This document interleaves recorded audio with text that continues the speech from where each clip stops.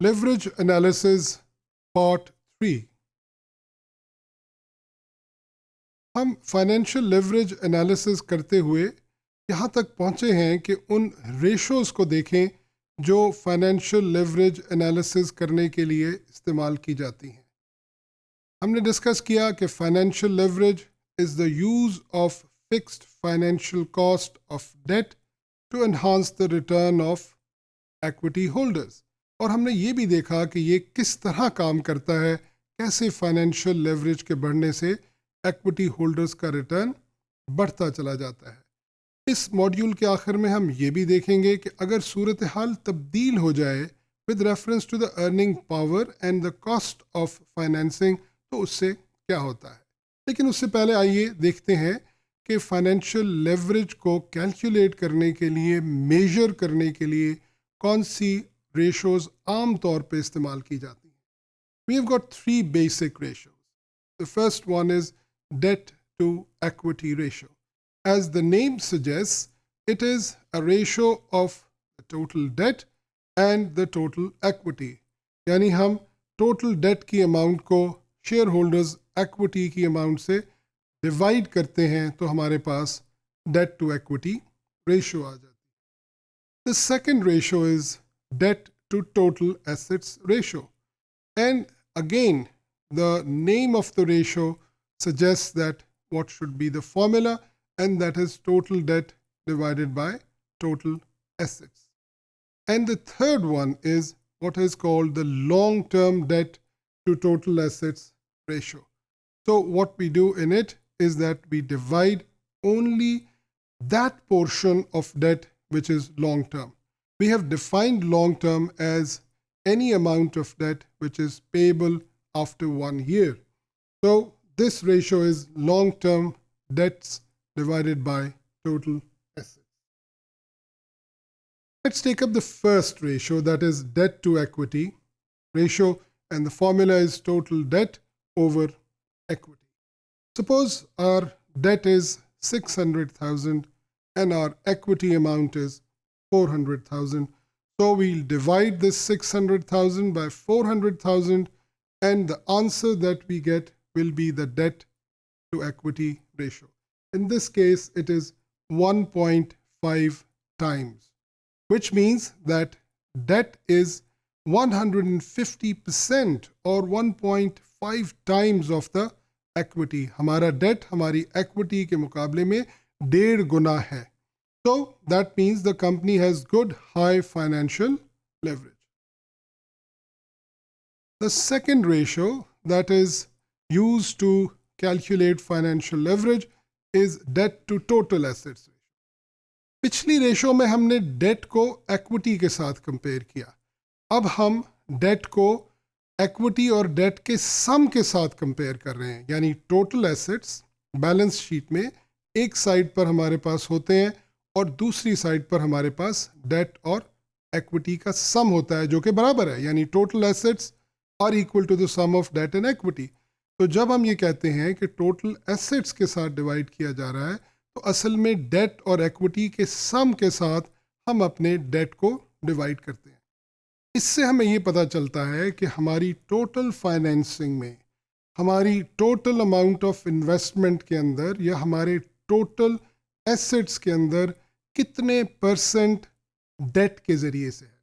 यानी अगर हम ये एग्ज़ाम्पल देखें कि हमारे पास टोटल डेट 600,000 रुपीज़ है और इक्विटी 400,000 रुपीज़ है, तो टोटल एसेट्स आर 1 million.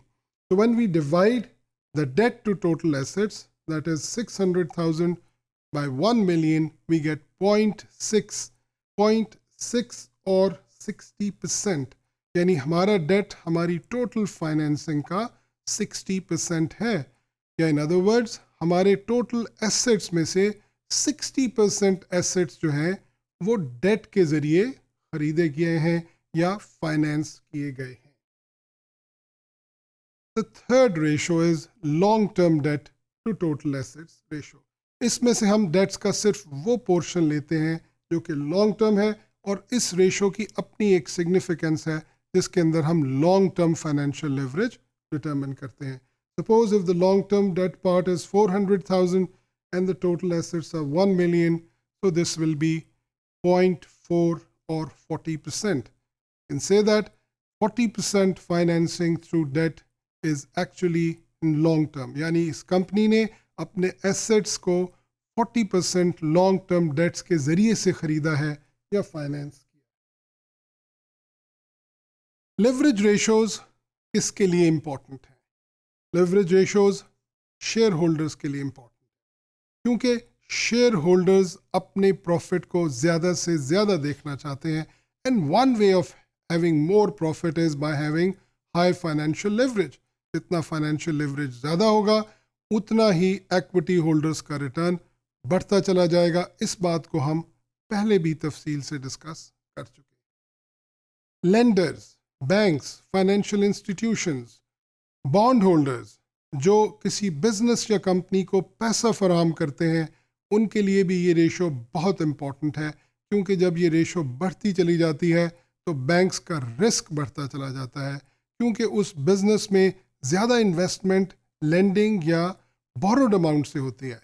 यानी अगर हम ये कहें कि किसी बिजनेस ऑर्गेनाइजेशन में 80% डेट है और 20% इक्विटी है, तो इसका मतलब है कि वो ओनर्स जो उस बिजनेस को चला रहे हैं उनका स्टेक सिर्फ 20% है, और दूसरे लोग जिन्होंने फाइनेंसिंग प्रोवाइड की है डेट की शक्ल में इस बिजनेस में, उनका स्टेक 80% है, लेकिन उस 80% स्टेक को मैनेज कर रहे हैं 20% इक्विटी ओनर्स. तो जैसे ये रेशो बढ़ती चली जाती है, it becomes unfavourable for the lenders or banks or financial institutions, and they would like to see this ratio as less as possible. And the job of regulatory authorities is to keep these ratios in limits. इसीलिए regulatory authorities maximum debt to equity or debt to total assets or long term debt to total assets ratios की limits define कर देती हैं कि कोई भी business, कोई भी corporation उस लेवल से एक्सीड नहीं कर सकते.